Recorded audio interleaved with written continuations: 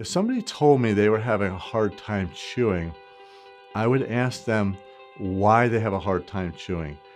Do they have a jaw joint problem that they've had for years? I would want to figure out the cause of why they have a hard time chewing, because if we know the cause, then there's always a solution.